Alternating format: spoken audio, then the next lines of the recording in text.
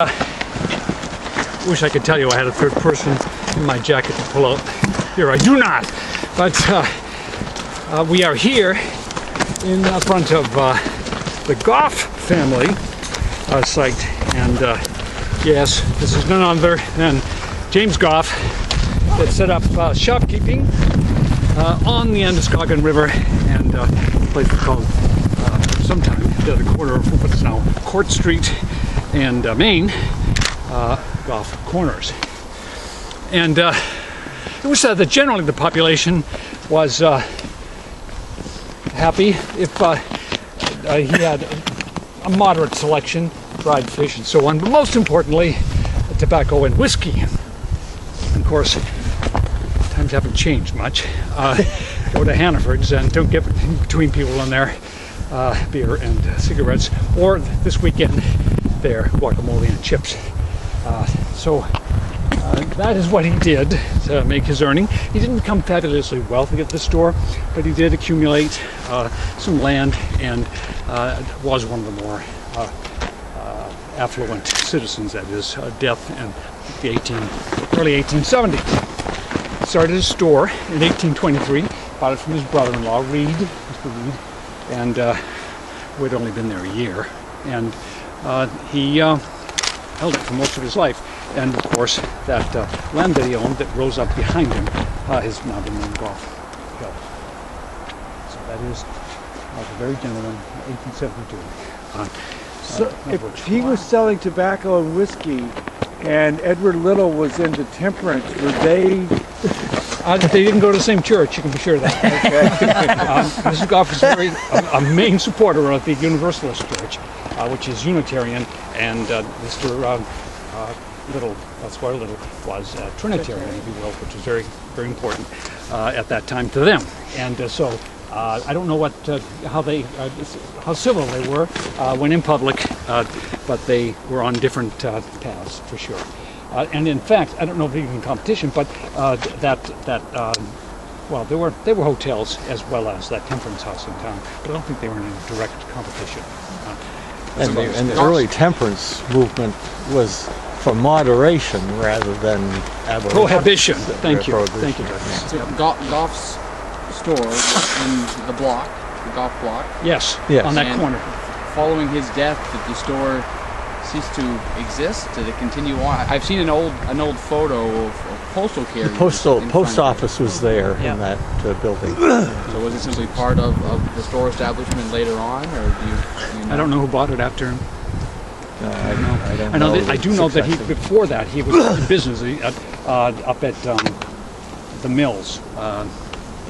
What's that little community on the other side of Stevens Mills? Yes, he had a store at Stevens Mills, and so his brother-in-law said, I'll sell you this, and so he came in and took up business there. But who got him afterwards? His son Dana is named there, but I don't know if he was in the business as well.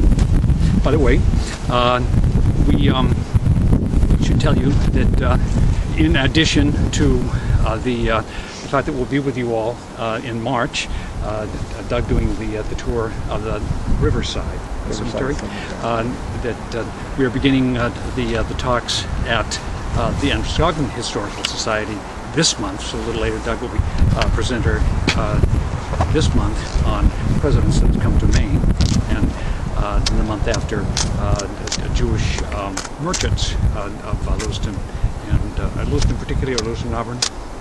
I don't know. Who's I'm not on the program committee. Jewish area. And so that series will begin at the Historical Society there at the courthouse. That concludes my comments on Mr. Goff. Thank you for your questions on him. And it adds new meaning to my gunning the car to get it up the hill on the way home. That is his resting place. That really concludes, I think, most of the items that I have for you about the cemetery. For me, it means I'm going to be coming back when the weather is better to be able to look a little more deeply into the monuments and find a few more people and document them. But it's been a tremendous pleasure talking with you this morning. Getting excited about history a little bit. and some of the wonderful things that we have here. Thank you. Thank you. Very nice. Pleasure to watch you. If any of you would like to see the interior of the Edward Little house, don't hesitate to give me a call. I'd be more than happy to give you a nickel tour, 217 tell you what I know Main about Street. it, what I've learned. Dave Rogers did a wonderful job of restoring that property back in the 1970s, late 1970s, and it's a beautiful place to It is indeed. share. Thank you. Thank you. Good. Can I just ask, I'm usually a tricky question person. On the Richards Monument, squirrel, what's the significance of the 3 different sizes of those little pillars? Any idea, anybody? Nope. Fully grown, half grown? The dark granite is not the same length and the Right. 3 different things. I don't know, just the granite got Or broken are off? they all the way up just to be supporting the... That's all. That's a good question there, Christine. And nor are there any, there's know nothing before. like it around here besides that. Well, I take that back. That some of one the monuments it here- does go all the way up. So Some it of the is- monuments here have been partially replaced or eroded or Yep. and have simply been placed back on. So those might have broken and the pieces were put back up. Yes. But I'm fancifully makes thinking, more you know, a sense than fully anything grown else. child, a half grown, or, You know, that's probably the correct explanation. Yes, Well, it is. I live And it across looks the like there are Riverside some Cemetery, so I'm always finding screws or weird whatever things. hanging down as though they were. Yeah. Yeah. Over an hour in, less than 15.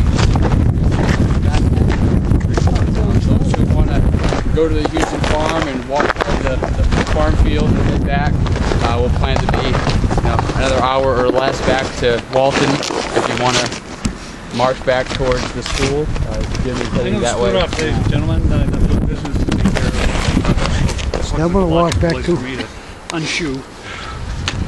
Thank you. We do thank you. That was great. That was Thank you. Good. It's fun.